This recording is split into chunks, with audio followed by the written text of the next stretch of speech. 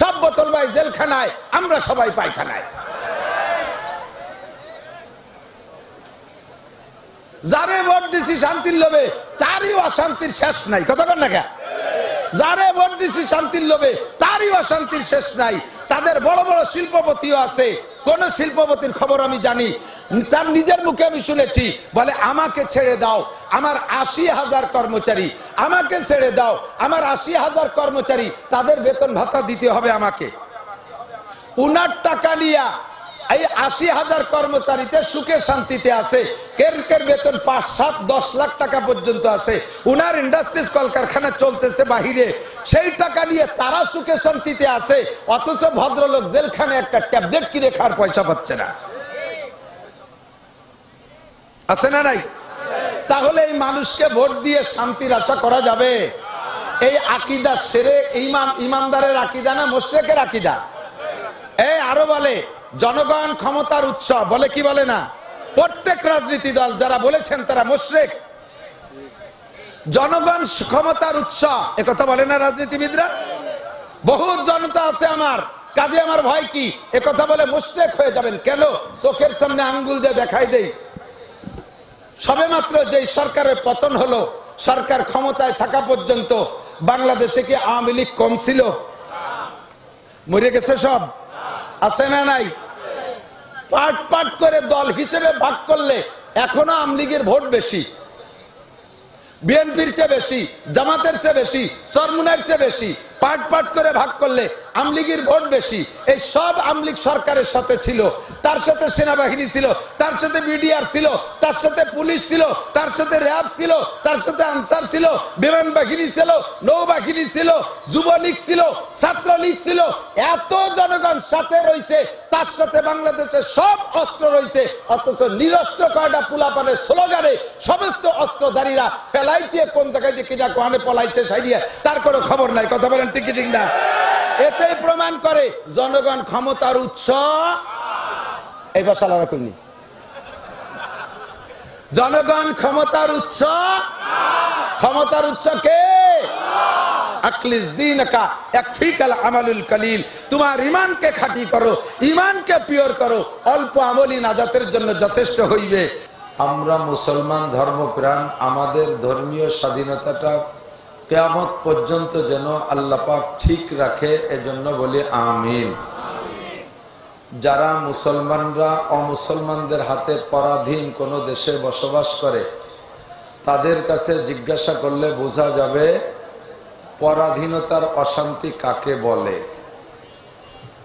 বার্মায় রোহিঙ্গা মুসলমানরা বুদ্ধ সরকারের হাতে পরাধীন, তাদের নির্যাতন সহ্য করতে না পাইরা হাজার হাজার লক্ষ লক্ষ রোহিঙ্গা বাংলাদেশে এসে আশ্রয় নিয়েছে। ফিলিস্তিন, গাজা, লিবাননে আশপাশে ইসরায়েলিদের, ইহুদি নাসারাদের আক্রমণে তাদেরও স্বাধীনতা বলতে কিছুই নাই। দীর্ঘ ৭০ বছর ধরে নির্যাতিত তারা অসহ্য হইয়া এখন তারা স্বাধীনতা আন্দোলনে নেমে ১ বছরে প্রায় ১ লক্ষর উপরে প্রাণ চলে গেছে। আল্লাহ তাআলা আমাদের বাংলাদেশকে বারবার স্বাধীন করতেছে। আমরা আর এত নতুন স্বাধীনতা চাই না। আল্লাহ তাআলা এবারে স্বাধীনতাকে আমাদের ফাইনাল স্বাধীনতায় পরিণত করে দিক। অনেকক্ষণ পর্যন্ত বয়ান শুনেছেন, আশা করি সকলে ধৈর্যহারা হয়ে গেছেন ইনশাআল্লাহ। আমি ব্যক্তিগতভাবে এত রাত্রি ওয়াজ করা পেলে আর আমি না। আমি রাত 11টা পর্যন্ত মাহফিল করি। সেইভাবেই দেলোয়ার ভাই নাকি ওয়াজ করতে দাওয়াত দিতে গেছিল, আমার দাওয়াত দিতে গেল যেন কিনা উবাইদুর ভাই। উনি, ওনার স্ত্রীও অসুস্থ, আমার কাছে ফোন করছে, দোয়া চাইছে, খুব বেশি অসুস্থ, তখনও বলে আসছিল। তো সে সময় আমি দাওয়াত রাখছি ডায়েরিতে মাগরিব বাদ। উনিও পরামর্শ করে কমিটির সাথে ফোন করে মাগরিব বাদের দাওয়াত দিয়ে আসছে।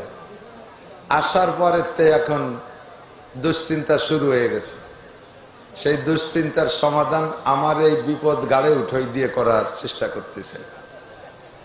যাই হোক, দেশের খাতেরে, মোহাব্বতের খাতেরে, ভালোবাসার টানে আমি এই অনিয়ম সিদ্ধান্তকে মেনে নিয়ে কিছুক্ষণের জন্য আপনাদেরকে অনেক কষ্ট দেব না। প্রতিদিন আপনাদের মাঝে মাঝে এক রাত, আর আমার প্রতি রাত্রে 2টা করে। দেখ, জীবনও কোনোদিন এই ট্রাক দেখেন নাই, ভালো করে দেখেন। চলে গেলি জীবনও সাক্ষাৎ হবে না এর সাথে। ফেরেশতাই চালাচ্ছে সম্ভবত, মানুষ হবে না। আজীব কারবার।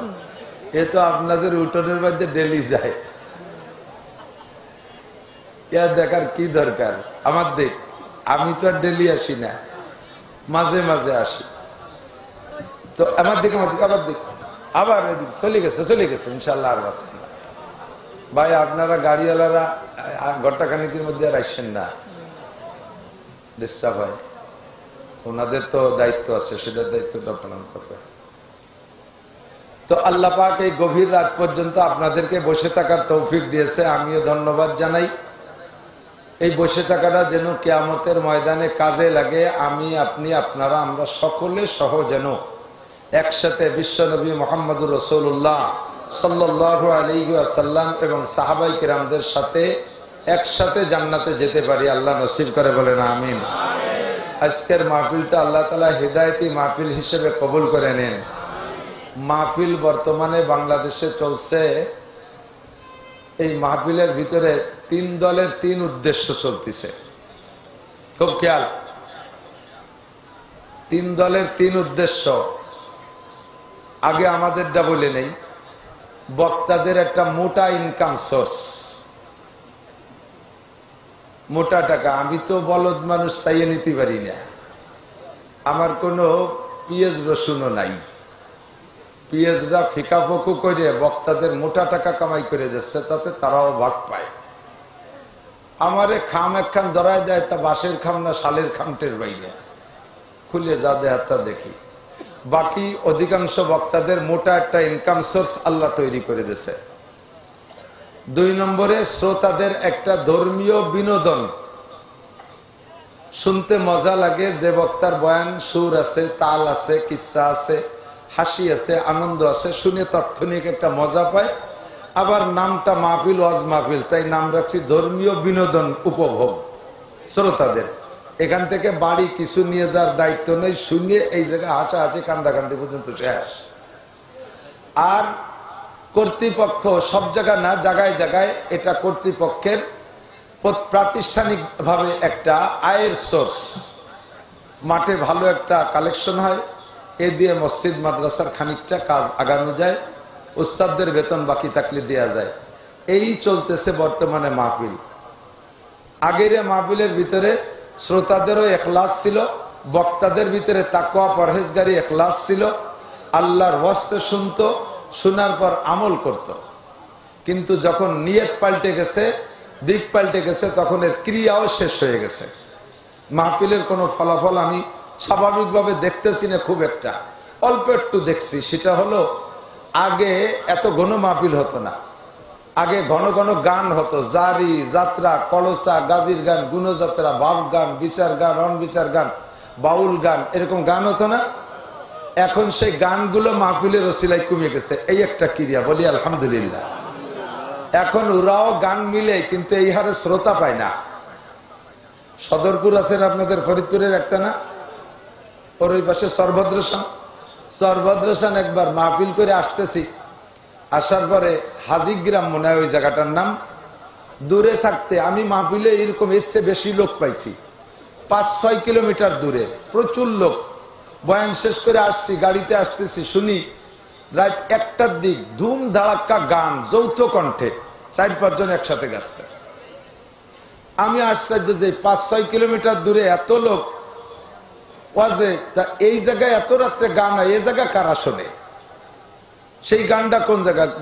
ভাগ্য ভালো, সেই গানের প্যান্ডেলের সামনে দিয়ে আমাদের রাস্তা। তো গেটে যখন আসছে, আমি ড্রাইভারে বললাম, দাঁড়া দি দেখি শ্রোতা কি পরিমাণ। এইভাবে ঝাঁকা নাকা গান হচ্ছে, দাঁড়ায় দেখি গাছছে যারা, ওই 5 জন ছাড়া এর কেউ নাই। গেটের সামনে কটা কুত্তো, 2-3টে কুত্তো, 4 দোকান খোলা আছে। আমি বললাম, কিংবা লোক নাই কে কুত্তগুলো কোন যাইতে কয়েকজন এই কুত্ত কটা ওগের সাথে আছে বলে আছে, আর এই এলাকার কোনো কুত্তও বসে না।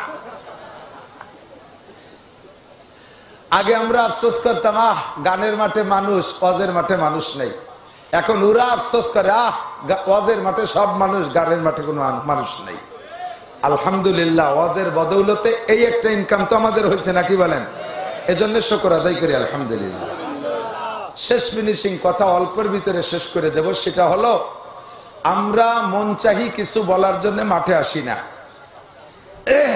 এখন লেখাপড়ার যুগ প্রায় শেষ, ছেলে মেয়ে সকলে শিক্ষা থেকে বিমুখ হয়ে যাচ্ছে, লেখাপড়া করতেই চায় না। লেখাপড়াকে ধ্বংস করে দিয়েছে, প্রত্যেকের হাতে হাতে সিনেমা হল ঢুকে গেছে, প্রত্যেকে মোবাইলের নেশায় এমন মত্ত, পোলাপান পড়তেই চায় না। লেখাপড়ার দিন শেষ। আগের মোটামুটি আমাদের সময় থেকে নিয়ে তারও আগের থেকে যারা লেখাপড়া একটু করছে, তারা কোরআন হাদিস থেকে গুছাইয়া নির্যাস বের করে প্লেটে করে আনি আপনাদেরকে এই ওয়াজের মাঠে হাতে ধরাই দেয়।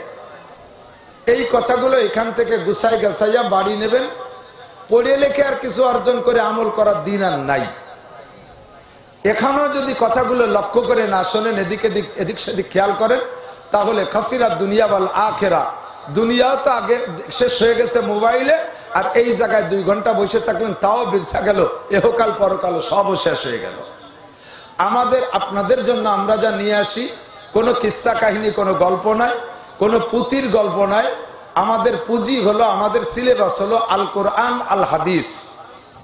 কোরআন এবং হাদিস থেকে কিছু বাছাই করা কথা, যে কথাগুলো সমকালীন যাদের যেমন প্রয়োজন সেভাবে বক্তারা নিজ নিজ যোগ্যতা বলে উম্মতের জন্য গুছাই নিয়ে আসে। এই কোরআন হাদিস থেকে আমরা যা আপনাদের জন্য আনতে পারি, এটাই হলো আমাদের জীবন চলার সংবিধান। কথা বলেন ঠিক ঠিক না? আর কোরআন শরীফ আমাদের কোরআন শরীফ এমনই একটা পুস্তক, লা তাবদীল লিকালিমাতিল্লাহ, কিয়ামত পর্যন্ত এর একটা অক্ষর, একটা শব্দ, জের জবর পেশ দাড়ি কমা সেমিকোলনি কিচ্ছু পরিবর্তনযোগ্য না। এটা 1500 বছর আগেও যেমন চলছে এখনো এরকম চলতে আছে, কিয়ামত পর্যন্ত চলবে। কথা বলেন ঠিক ঠিক না? আল্লাহ তাআলা কোরআন শরীফ নাজিল করেছেন, পারা হিসেবে বন্টন করছে মানুষে। হযরত উসমান রাদিয়াল্লাহু তাআলা আনহু, হযরত ওমর ইবনে খাত্তাব রাদিয়াল্লাহু তাআলা আনহু, আবু বকর রাদিয়াল্লাহু আনহু থেকে ইশারা, ওমর রাদিয়াল্লাহু তাআলা আনহুর সরাসরি প্রচেষ্টা, আর হযরত উসমান রাদিয়াল্লাহু তাআলা আনহুর সময় এসে বড় বড় জলিলুল কদর বাছাই করা, একেবারে মুত্তাকিন, পরহেজগার, আল্লাহ ওয়ালা, যারা নবী পাককে সপ্তাহে 2-1 বার স্বপ্নে দেখে, নিজের জিন্দেগির ভুলগুলো স্বপ্নের মাধ্যমে নবী পাকের থেকে সংশোধন করে নিতে পারে, এরকম মকবুল আল্লাহর বান্দা সাহাবাদের মাধ্যমে এই কোরআন শরীফকে একত্রিত করে 30 পারায় বন্টন করেছে। সূরাগুলো আল্লাহ তাআলাই বন্টন করে নাজিল করেছে 114টা। একটু বলি কয়টা? যুবকরা বলো কয়টা? মুসলমানের সন্তান হিসেবে যদি কোনো হিন্দু জিজ্ঞেস করে, বলো তো তোমার কিতাবের নাম কি, তুমি সে সময় বলতে পারো না, তুমি বলবা আল কোরআন। জোরে বলেন কি? যদি বলে কয় তাহলে, যদি বলে কয় সূরা, যদি বলে আয়াত 6666, মতান্তরে 6236। 30 পারা কোরআন শরীফের বিসমিল্লাহির রহমানির রহিম আলহামদুলিল্লাহি রাব্বিল আলামিন থেকে শুরু করে বাকারা, আল ইমরান, নিসা, এমন করে যাইতে যাইতে সূরা নাসের মিন শাররিল ওয়াসওয়াসিল খান্নাস আল্লাযী ওয়াসওয়াসু ফি সুদুরিন নাস মিনাল জিন্নাতি ওয়ান নাসের সিনে যাইয়া 30 পারা শেষ। এই 30 পারার ভিতরে যতগুলি আয়াত আছে, আগে আপনার ঈমানকে হেফাজত করেন, ওয়াজ শোনার আগে ঈমান হেফাজত করেন। এই 30 পারায় যতগুলি আয়াত আছে, এর একটি মাত্র আয়াতকে যদি আপনি এই যুগের জন্য অপ্রযোজ্য মনে করেন, এইটা অসামঞ্জস্য মনে করেন, এইটা এ জামানায় চলে না, এইটা না হলেই ভালো হতো, এর ভিতরে যে মাসালাটা বলছে এটা আল্লাহ তাআলা যুগ উপযোগী বলেন নাই, এটা এ জামানায় চলে না, কাজে এটা আমি আমল করব না, এটা আমি মানি না, এই জাতীয় আকীদা আপনার মধ্যে আসলে মাত্র একটি আয়াত সম্পর্কে, তাহলে আপনি পাক্কা কাফের। আমার দিক আল্লাহ এই কো দিও না। আল্লাহ নবী বলেন, আখলিস দীনাকা ইয়াকফিকাল আমালুল কলিল। কথা কয় কিনা? বাড়ি জরুরি কথা হলে মাইকি করেন না, চুপ থাকেন। আখলিস দীনাকা ইয়াকফিকাল আমালুল কলিল। যত আমল করব সব আমলকে কাজে লাগানোর জন্য আগে লাগবে ঈমানটা ফ্রেশ, ঈমান পরিচ্ছন্ন, ঈমান পবিত্র, ঈমান থাকতে হবে শিরিক মুক্ত, ঈমান থাকতে হবে কুফর মুক্ত, ঈমান থাকতে হবে ভেজাল মুক্ত। কথা বলেন ঠিক ঠিক না? আমাদের সৃষ্টিকর্তা কয়জন? আমাদের রব কয়জন? পালনকর্তা কয়জন? রিজিক দাতা কয়জন? শেখ হাসিনা, খালেদা জিয়া, জিয়ার ইরশাদ, দুনিয়ার কোন নেতা, জগতের কেউ, কোন রাজা বাদশা, শিল্পপতি, কোটিপতি, রাষ্ট্রপতি, ভগ্নিপতি কেউ আমাকে রুজি দিতে পারে? সৃষ্টিকর্তাও যে, রিজিক দাতাও। এই জমিনও কার? কুলিল্লাহুম্মা মালিকাল মুলক। এই জগতের মালিক কে? আল্লাহর। যদি জমিন হয় আল্লাহর আর আমরাও সৃষ্টি আল্লাহর, তাহলে এই জগতে মানব জাতির পরিচালনার সংবিধান হবে কার? বিশ্বাস করেন? সত্য? আমলিগ করি, বিএনপি করি, জামাত করি, জাতীয় পার্টি করি, আটরশি, চন্দ্রপাড়া, মানিকগঞ্জ, সুরেশ্বর, ভোজেশ্বর, ইনায়তপুর, বাহাদুরপুর, শরীয়তপুর, মাদারীপুর, ফরিদপুর, যত দল আছে সব খাইয়ে বেড়ানগে, সব মিলে ইমানদারে আগে পাক রাখেন। ইমানের মধ্যে কোনো ভেজাল নাই। আমার সংবিধান দেবে একমাত্র আল কোরআন, তার ব্যাখ্যা দেবে আল হাদিস। কথা বলেন, কোরআন আর হাদিস। কোরআন আর দুনিয়ার কোন মানব রচিত সংবিধানের মধ্যে শান্তি দেখেছি? মুরব্বীরা আমার চেয়ে বেশি দেখছেন। আমি বাংলাদেশ স্বাধীন হওয়ার পর থেকে বেশ কয়েক সরকারের শান্তি আমি দেখছি।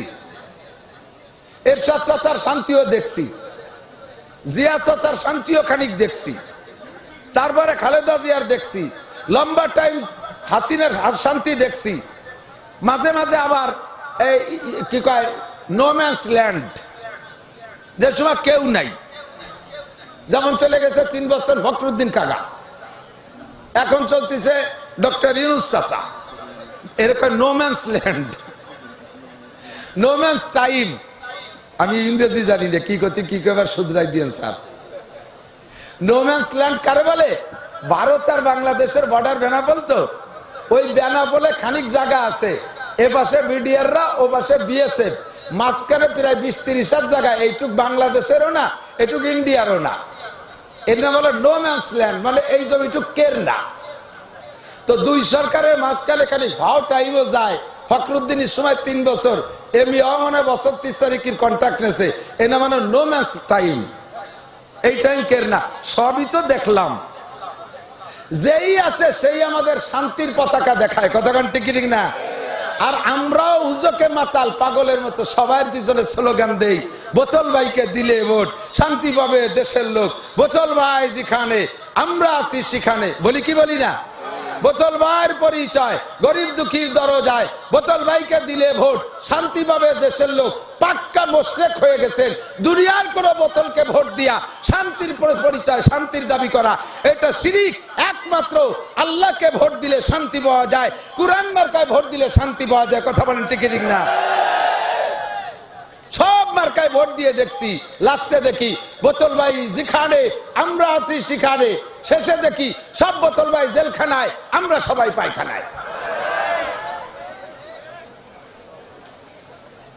যারে ভোট দিছি শান্তির লোভে, তারই অশান্তির শেষ নাই। কথা বল না কে? যারে ভোট দিছি শান্তির লোভে, তারই অশান্তির শেষ নাই। তাদের বড় বড় শিল্পপতিও আছে। কোন শিল্পপতির খবর আমি জানি, তার নিজের মুখে আমি শুনেছি, বলে আমাকে ছেড়ে দাও, আমার 80,000 কর্মচারী, আমাকে ছেড়ে দাও, আমার 80,000 কর্মচারী, তাদের বেতন ভাতা দিতে হবে আমাকে। উনার টাকা নিয়া এই 80,000 কর্মচারীতে সুখে শান্তিতে আছে। কের কের বেতন 5, 7, 10 লাখ টাকা পর্যন্ত আছে। উনার ইন্ডাস্ট্রিজ কলকারখানা চলতেছে বাহিরে, সেই টাকা নিয়ে তারা সুখে শান্তিতে আছে, অথচ ভদ্রলোক জেলখানে একটা ট্যাবলেট কিনে খাওয়ার পয়সা পাচ্ছে না। আছে না নাই? তাহলে এই মানুষকে ভোট দিয়ে শান্তির আশা করা যাবে? এই আকীদা সেরে, ইমানদারের আকীদা না মুশরিকের আকীদা? এই আরো বলে জনগণ ক্ষমতার উৎস, বলে কি বলে না? প্রত্যেক রাজনীতি দল যারা বলেছেন তারা মুশরিক। জনগণ ক্ষমতার উৎস, একথা বলে না রাজনীতিবিদরা। বহুত জনতা আছে আমার, কাজে আমার ভয় কি, একথা বলে মুশরিক হয়ে যাবেন। কেন? চোখের সামনে আঙ্গুল দিয়ে দেখাই দেই।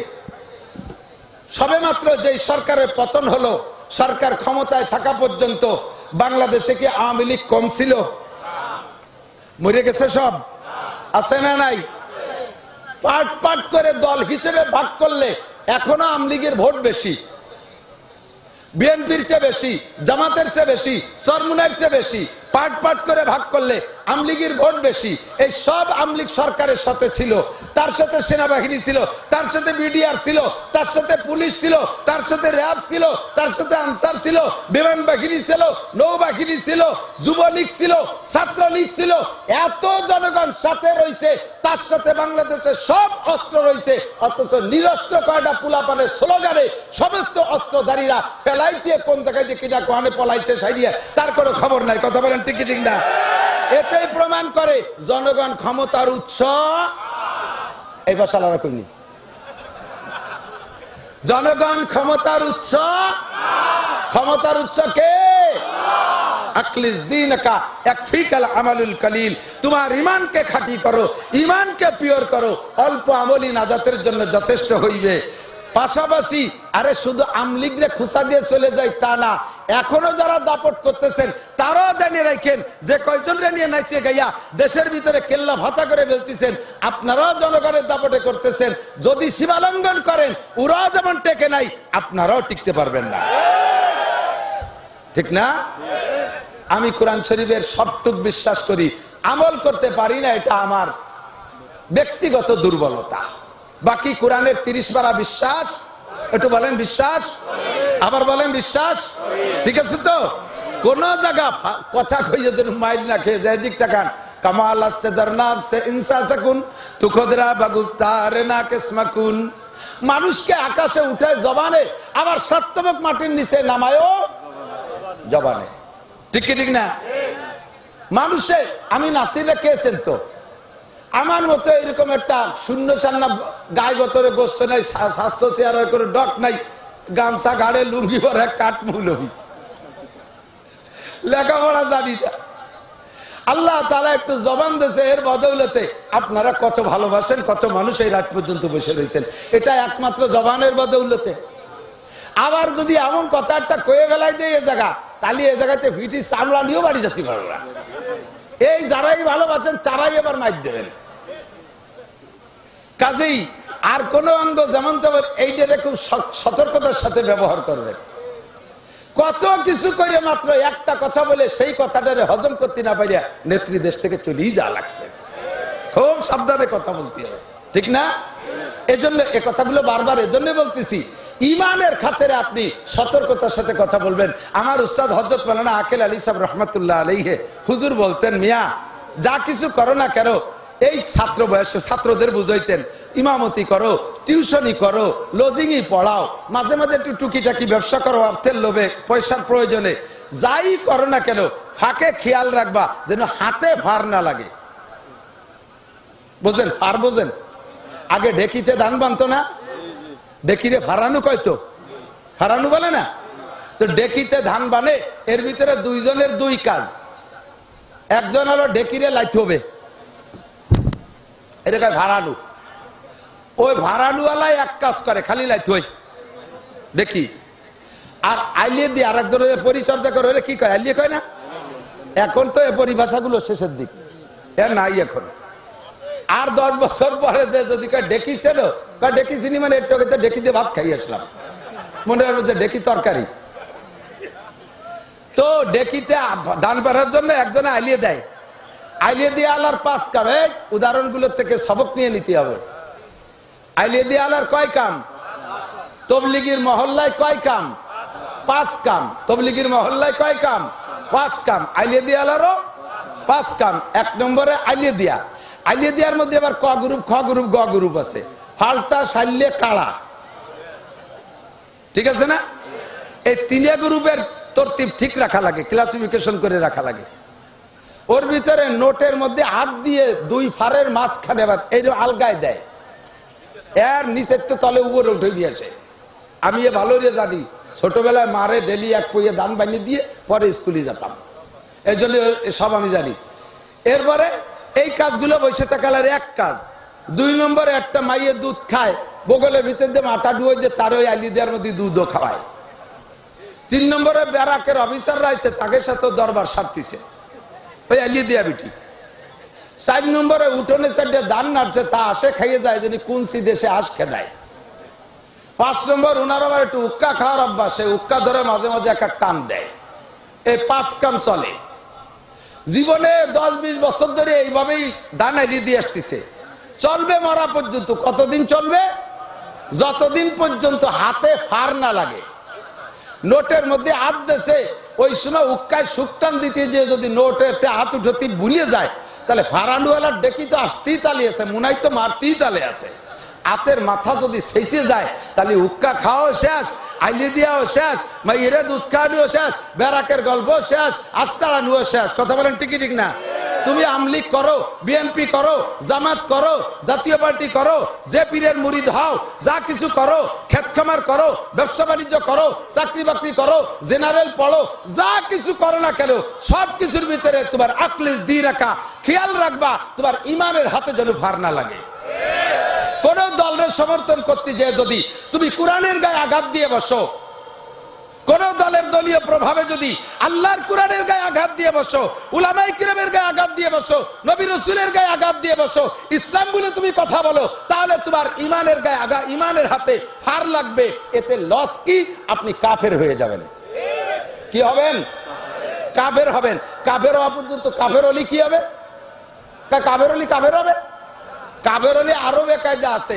1 নম্বরে কাফের হলে আপনার বউটা মুসলমান, তালাক হয়ে যাবে। এই বউ নিয়ে আর ঘর করতে পারবেন না। যদি করেন জিনার গুনাহ হবে। এরপরে যদি এই মিলনের ভিতরে করে সন্তান হয়, ওটা হারামজাদা, জারর সন্তান, জাইরের বাচ্চা হবে।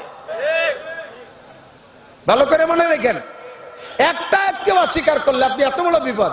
আপনি যদি বিনা তওবায় আবার কলেমা না পড়ে মরে যান, আপনার জানাজা করা জায়েজ নাই, কাফন পরানো জায়েজ নাই, মুসলমানের কবরস্থানে দাফন হবে না। কথা বলেন ঠিক ঠিক না?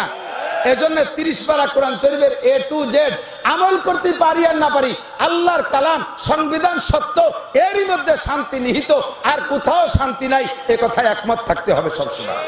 আছেন তো একমত? আছেন তো একমত? মাশাআল্লাহ, জাযাকুল্লাহ। হাত দেখতে চাই না, অন্তর থেকে বিশ্বাসটা ঠিক রাখেন। 30 পারা কোরআন শরীফ 114 সূরার ভিতরে যুবকরা অল্পের ভিতরে কয়েকটা কথা বলে দেব, মুরব্বীরাও খেয়াল করবেন না তা না, তবে যুবকদের টার্গেট এজন্যই করি যে বুড়োরা এমনি ভালো হয়ে গেছে, চোখে পাওয়ার নাই। আগে দিনের বেলা তারা দেখতে হলে রাত্রিও পায়খানার দরজা খুঁজে পায় না, চশমা ছাড়া। আগে লোহা খালি হজম হয়ে যেত, এখন সাদা যাও খালি যেরকম খাই ওরকম বারোই চলে যায় ওয়েস্ট, ঠিক না? আগে মধুকালী সুগার মিলিতে মুট মুট ধরে চিনি খাইছেন, এখন মিষ্টির দোকানের সামনে দিয়ে আটলিও 32 ডায়াবেটিস। এই কারণে, বিভিন্ন কারণে আপনি এখন ভালো হয়ে গেছেন। এই জন্য বুড়োকে ভালো বানানোর অজের আমার দরকার নাই। যেই যুবকরা মদ, গাঁজা, ইয়াবা, ফেন্সিলিন, হিরোইন, পরের দোকান ভাঙ্গো, লুট করো, এ করো, তা করো, সন্ত্রাসী করো, রাহাজানি করো, অপহরণ করো, ধর্ষণ করো, বিড়ি খাও, সিগারেট ইত্যাদি ইত্যাদি আকাম করো, তোমাদের যুবকদের জন্য ভালো হওয়ার জন্য কয়েকটা সবক 30 পারা কোরআন শরীফের 114 সূরার মধ্যে একটা সূরা থেকে পুরো 1 রুকু পড়ে ফেলাইছি। সবটুকের কাছেও যাইতে পারবো না তর্জমা করতে গেলেও। সূরাটার নাম সূরা লুকমান। শুধু এই নামটার কথা বলতে যাই আমার সময় শেষ হয়ে যাবে।